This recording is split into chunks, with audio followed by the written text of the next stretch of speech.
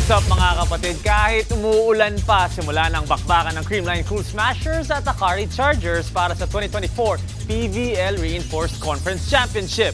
Live mula sa PhilSports Arena, nasa frontline ng balitang yan si Ian Suyu. Ian, anong update dyan?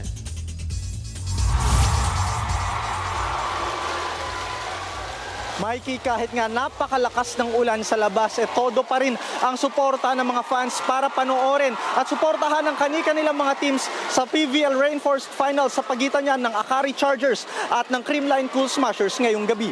Kanina nga, nagwa-warm up na ang parehong koponan at ilang saglit na lamang ay magtatapat na sila para sa gold medal match. Pero bago yan, ilang mga laban ang nasaksihan natin.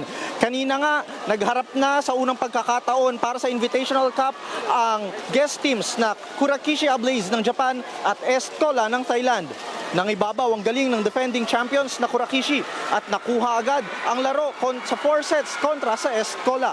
Kasunod niyan ay ang bronze medal match naman sa pagitan ng PLDT Heaters at Signal HD Spikers para sa Reinforced Conference. Sa huli, nanaig pa rin ang Signal para makuha ang third place finish in 4 sets sa scores na 20-25, 25-19, 25-18 at 25-23.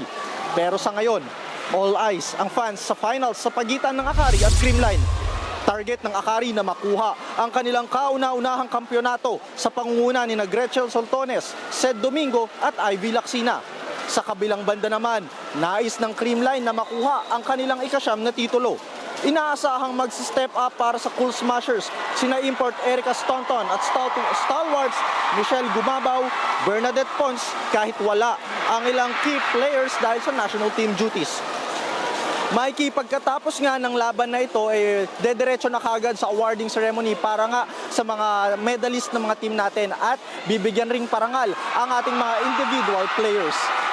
Bukas naman magpapatuloy pa rin ang bakbakan at PVL action sa pagitan naman yan ng Kurakishi Ablaze at ng Farm Fresh Foxes para naman po yan sa Invitational Cup. At yan ang latest mula dito sa PhilSports Arena. Balik sa'yo, Mikey. Maraming salamat, Ian Suyu.